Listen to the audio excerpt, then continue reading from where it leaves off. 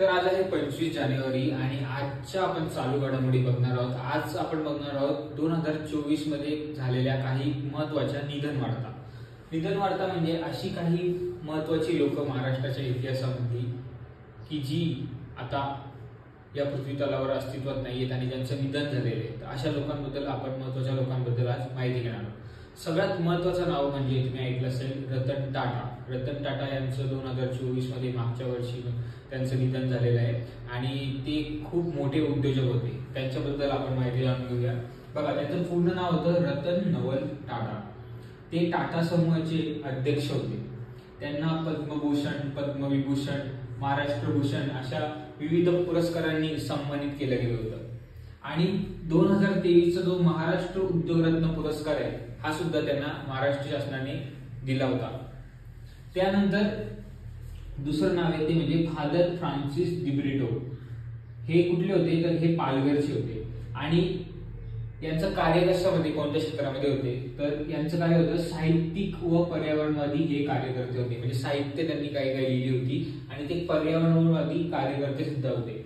आता यांना एक महत्त्वाचा पुरस्कार दिला गेला होता, तो म्हणजे कोणता माहिती का, साहित्य अकादमी अनुवाद पुरस्कार। अनुवाद म्हणजे काय, ट्रान्सलेशन, म्हणजे मराठीमध्ये एखादं साहित्य अवेलेबल आहे ते तुम्ही इंग्लिशमध्ये अनुवादित केलं तर त्याला अनुवाद असं म्हणतात, ट्रान्सलेट केलं।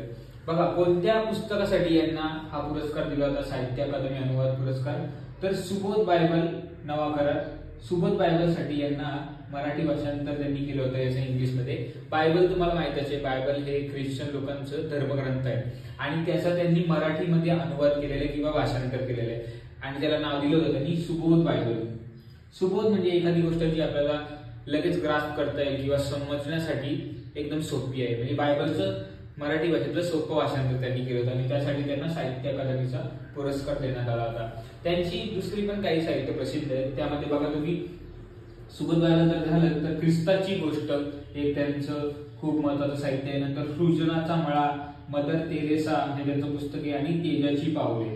तर यामधले जर तुम्हाला विचारला जाऊ शकतो की फादर फ्रान्सिस दिब्रिटो यांचं साहित्य कोणतं, यापैकी कोणते 3 साहित्य देऊ शकतात आणि चौथं कुठलं तरी वेगळं साहित्य देऊ शकतात, मग तुम्हाला ऑड वन आउट त्याच्यामध्ये फाइंड करायला लागू शकतो।